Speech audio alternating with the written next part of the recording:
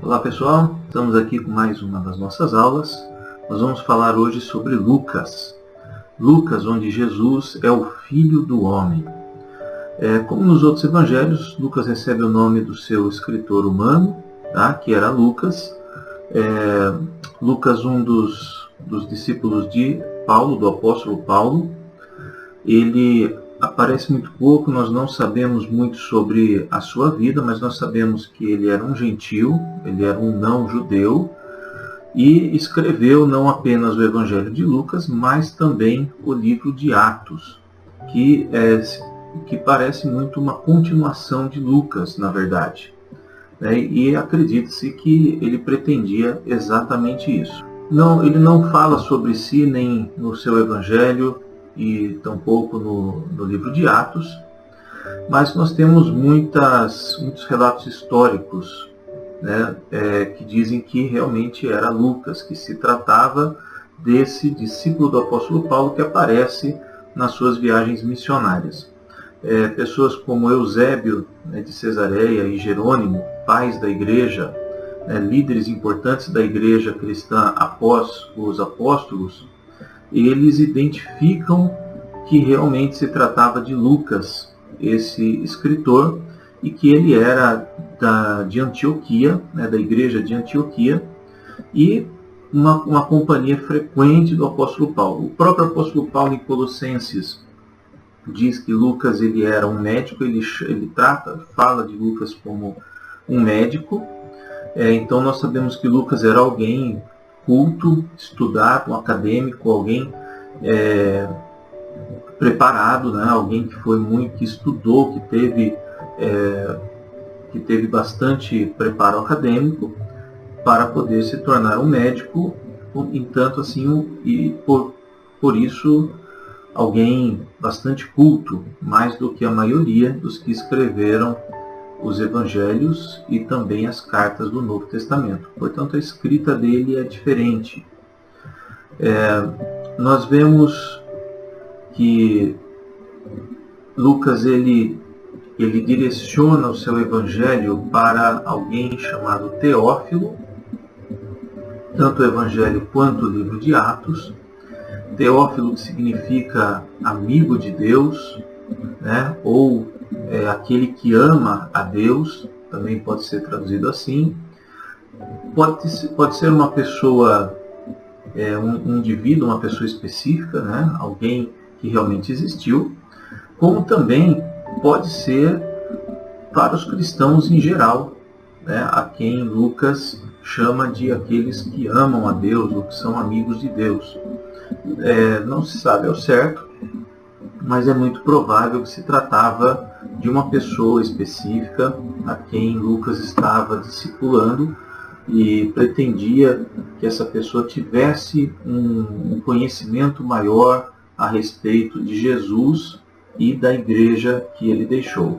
Lucas ele é muito claro em dizer que os fatos que ele registra nos evangelhos não foram presenciados por ele, ele não foi uma testemunha ocular, como João ou como Mateus, por exemplo, mas ele obteve esses relatos de testemunhas oculares, de pessoas que de fato presenciaram ali, caminharam com Cristo e vivenciaram tudo o que está descrito ali no Evangelho. Em Lucas, Jesus ele é o Filho do Homem, ele é aquele que levou uma vida perfeita para reconciliar a humanidade com Deus. Ele é aquele que representa a humanidade sem pecado, aquele que representa o homem perfeito, sem pecado, trazendo sobre si os pecados dos demais para pagar por eles na cruz do Calvário. Então Jesus ali ele é o Filho do Homem, ele está substituindo a humanidade no seu sacrifício na cruz, porque ele não tinha pecado, ele não tinha nenhuma dívida, mas ele tomou a dívida que era nossa, que era da humanidade, sobre si, nos substituindo, como a humanidade, ele representando toda a humanidade na cruz do Calvário. Como nós já falamos, ele era um autor acadêmico, um homem culto, letrado, Então ele se propõe a escrever como um historiador de fato a história de Jesus. Portanto, ele se detém em detalhes, ele se preocupa com a cronologia, né? Ele se preocupa em dar fatos, argumentos, ele se preocupa em citar detalhes históricos que pudessem ali datar mais claramente os momentos da história. Então ele traz bastante contexto, né, do que acontece ali na época. Então ele cita, né, o nome do prefeito ali de Jerusalém, ele cita o nome do rei da Judéia, da época, do imperador romano, que estava governando o Império Romano no momento ali após Jesus nascer. Então ele dá bastante contexto histórico para posicionar ali a biografia de Jesus, tá? E o registro que ele faz do nascimento de Cristo, por exemplo, é o mais amplo de todo o Evangelho. Na verdade, ele começa a registrar a concepção ali de João Batista, né? Ele fala da gravidez de Isabel, ele fala da concepção de Maria, né, pelo Espírito Santo, ele fala da gravidez de Maria, ele menciona uma visita que Maria fez a Isabel, ele dá muitos detalhes, então ele retrocede lá atrás. Quando ele faz a sua genealogia, ele vai até Adão, né, para colocar realmente Jesus como, né, um descendente de Adão, né, como o ser humano perfeito, representando a humanidade perfeita ali, que toma os pecados da própria humanidade sobre si. Então, ele é muito minucioso, muito detalhista e bastante preocupado com os fatos históricos. Um tema recorrente em Lucas que nós vemos é a compaixão de Jesus pelos gentios. Então ele mostra Jesus tendo compaixão pelos gentios, porque o próprio Lucas é gentil, é um não-judeu. Então ele cita momentos de Jesus com gentios que não aparecem em outros evangelhos, como por exemplo Jesus com os samaritanos, Jesus com mulheres, Jesus com crianças, Jesus com publicanos. Então, quando Jesus se oferece para se hospedar na casa de Zaqueu, por exemplo, um publicano, pecador, rejeitado pela sociedade, né? Alguém que roubava, que explorava os outros através da corrupção, de subornos e tal. Ele cita mulheres, muitas vezes as mulheres eram rejeitadas, marginalizadas, não tinham lugar, não tinham posição ali na sociedade judaica principalmente. Samaritanos que eram inclusive rejeitados pelos próprios judeus. Então nós vemos essa preocupação de de Jesus com gentios no Evangelho de Lucas, né? Porque Lucas está provavelmente escrevendo esse Evangelho para gentios. Mas ele também não ignora a salvação de pessoas ricas, respeitáveis, bem posicionadas na sociedade judaica, né? Ele cita várias passagens ali, por exemplo, no capítulo 23. Então ele cita o jovem rico, né? Nós vamos ver que no final aparece lá José de Arimateia, né? Aquele homem rico judeu que coloca o corpo de Cristo, né, ali, que pega o corpo de Cristo para colocá-lo num túmulo preparado, né, numa rocha. E nós vemos também Jesus muitas vezes ministrando pessoas em situação de necessidade, em situação de carência, pobres, né, pessoas pobres, na miséria, porém muito conscientes da sua necessidade, pedindo socorro de Jesus, e Jesus perdoando seus pecados, fazendo curas e libertando de demônios. A ênfase que Lucas dá às mulheres é particularmente significativa. Nós precisamos mencionar aqui, chamar a atenção, porque as mulheres não aparecem de forma tão significativa em todo o Novo Testamento quanto aparece aqui em Lucas. Lucas dá muita visibilidade para as mulheres. Ele fala de Maria, fala muito sobre Maria, cita detalhes de Maria com relação a Jesus, como por exemplo Maria guardando no seu coração fatos como quando Jesus vai ao templo discutir com os sacerdotes com 12 anos, a própria anunciação, né, da concepção e do nascimento de Jesus pelo anjo. Então Maria guardando aquelas coisas em seu coração, refletindo, meditando sobre aquilo. E nós vemos também Isabel, nós vemos Ana, uma profetisa que aparece no templo e ali dá muitos detalhes a respeito dela, né? Fala-se ali dela como não, e ela não aparece em nenhum outro lugar da Bíblia, mas se fala que era uma mulher viúva e que dedicou a vida a estar adorando e orando ao Senhor no templo. Não aparece em nenhum outro lugar, apenas ali, e ela profetiza sobre Jesus. Então, algo de bastante relevância. E nós vamos ver outras mulheres que vão aparecer, como Susana, que sustentava, que é uma das mantenedoras do ministério de Jesus. Maria Madalena, que é a primeira a ver Jesus ressuscitado. Na cruz, no momento da crucificação, as mulheres ali acompanhando aquilo enquanto os homens fogem, negam Jesus, como Pedro, né? Nós vemos as mulheres ali junto dele em todo momento e não o abandonando. Então nós vemos que Lucas realmente dá uma grande visibilidade para as mulheres. Lembrando que ele é um gentil, ele não está inserido na cultura judaica, que é uma cultura que realmente relegava as mulheres, né, uma posição na sociedade. Então ele está inserido num outro contexto cultural e ele coloca isso como algo importante. Por quê? Porque ele está escrevendo para pessoas que não estão inseridas na cultura judaica.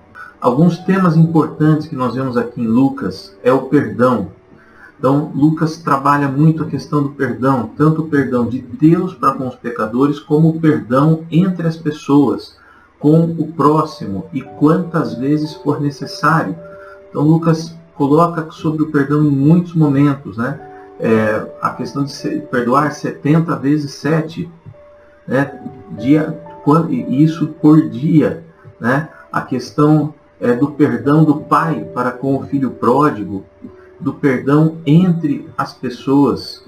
Ele cita o perdão em vários momentos por todo o Evangelho, capítulo 3, 5, 6, 7, 11, 12, 17, 23, 24, em todos esses capítulos Jesus fala sobre perdão, então do início ao fim do Evangelho. O papel e o ministério do Espírito Santo, nós vemos o Espírito Santo aparecendo desde antes da concepção de Isabel, né, fazendo o milagre ali, operando o milagre para que ela engravide, Maria sendo concebida pelo próprio Espírito Santo, né, virgem, sem a participação de um homem. Nós vemos o Espírito Santo enchendo ali João no ventre da sua mãe, ainda no ventre da sua mãe, ele sendo cheio do Espírito Santo. Nós vemos o Espírito Santo aparecendo no batismo de Jesus e depois levando Jesus para o deserto para ser tentado. E nós vemos o Espírito Santo agindo através de Jesus durante o ministério dele e depois no final do ministério de Jesus, o Espírito Santo que é prometido ali para aqueles que aguardarem, para os seus discípulos que aguardarem a descida dele no templo em Jerusalém.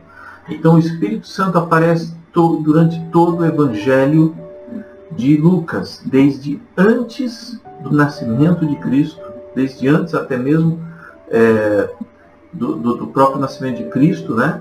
E até a ascensão de Cristo, e vindo depois. Porque aí Lucas então linka com Atos, onde o Espírito Santo desce e inaugura a igreja. Nós vemos o templo em Jerusalém, que também tem um aspecto importante, relevante aqui em Lucas, porque nós vemos o templo presente em todo o Evangelho de Lucas, desde antes de Jesus nascer, quando está ali, né, Isabel e Zacarias, recebendo então do anjo, né, a mensagem de que João Batista viria, né, de que ele iria fazer um milagre ali, curando, né, Isabel, e acontecendo ali o nascimento de João Batista. Nós vemos o templo ali, Nós vemos o templo quando Jesus é levado e para ser apresentado. Nós vemos o templo de novo quando Jesus vai lá aos 12 anos com seus pais para a festa da Páscoa. E nós vemos Jesus retornando ao templo durante todo o seu ministério. Ele muito presente ali. Então o templo ocupa um lugar importante. E não apenas durante o ministério de Jesus, mas quando ele sobe, ele diz para os seus discípulos: aguardem no templo que o Espírito Santo irá descer. Então o templo é um lugar central para isso, né, aqui em Lucas, porque é o lugar onde acontece a adoração ao Senhor, é o lugar onde são levadas ofertas ao Senhor, é o lugar onde Jesus cura e ensina, é o lugar onde o Espírito Santo desce. O templo representa realmente ali a presença de Deus, um lugar muito relevante, central para o ministério de Jesus, e onde o Espírito Santo também inaugura a igreja dele. A partir do capítulo 9, no final do capítulo 9, na verdade, 9, versículo 51, e Lucas vai dedicar 10 capítulos à última viagem de Jesus a Jerusalém. Então, os 10 capítulos finais de Lucas vão tratar da última viagem de Jesus para Jerusalém, e então onde ele será preso, torturado e depois sacrificado, e onde vai ressuscitar. Jesus está em cima na Galileia, onde ele passa a maior parte do seu ministério na região norte de Israel, e então ele começa a descer, ele anuncia que ele tem que voltar para Jerusalém, ele está indo para a festa na Páscoa, como ele sempre fazia, mas ele já vai anunciando aos seus discípulos que aquela é a última viagem, que ele terá que morrer. Então, 10 capítulos aqui vão relatando essa última viagem dele. Ele vem descendo e ele vem operando milagres, ele vem pregando sermões, ele vem ensinando os seus discípulos, ele vem curando as pessoas até chegar em Jerusalém, onde ele então será preso e será torturado, morto e vai ressuscitar. A paixão dele então começa em Lucas antes dele chegar em Jerusalém.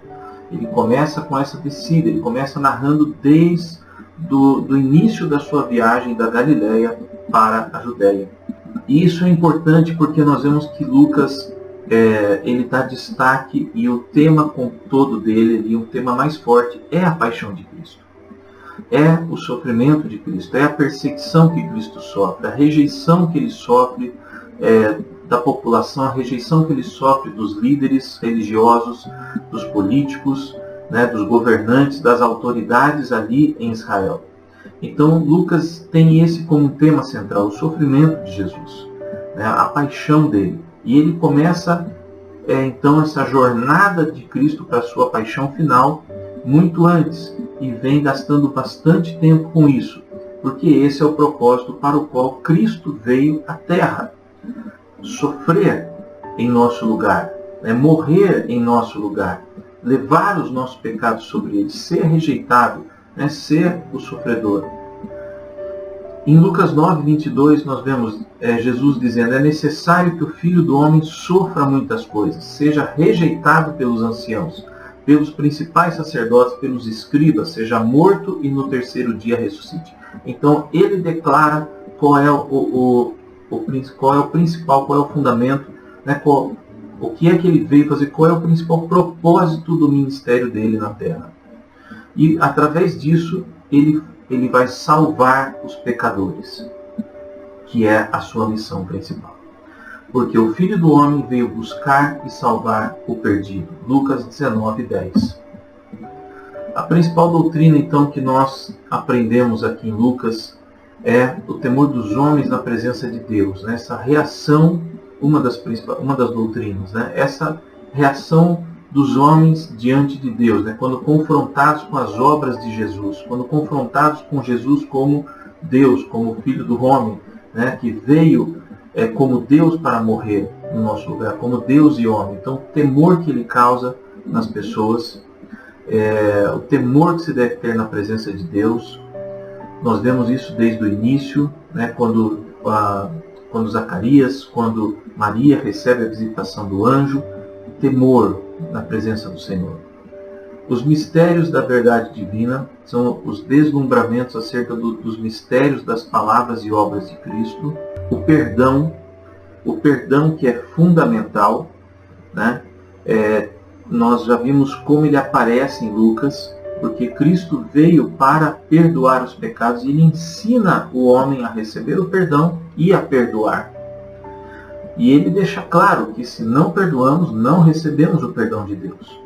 O papel do Espírito Santo, como nós vemos aqui por toda a história de Cristo, desde antes da sua concepção até depois da sua volta, da sua ascensão aos céus, a morte de Cristo na cruz, que é o seu sacrifício, o propósito dele ter vindo aqui para morrer no nosso lugar, para sofrer no nosso lugar e nos salvar.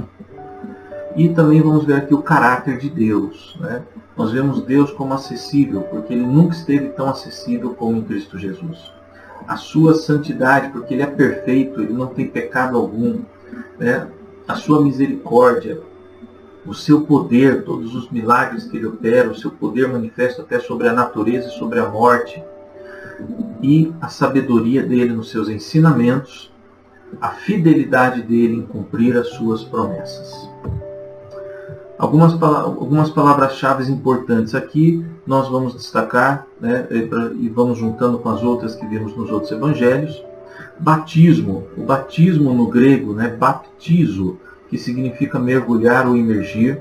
Nós vemos que João começa a batizar as pessoas para arrependimento dos seus pecados, então elas iam até João para mergulhar ali no Jordão, nessa cerimônia pública, demonstrando o arrependimento pelos seus pecados.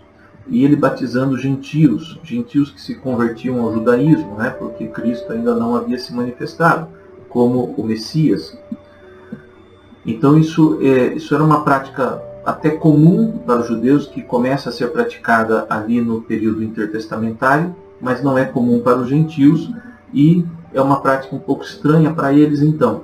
Mas João os batiza para o arrependimento, ele chama para que eles renunciem publicamente uma vida de pecados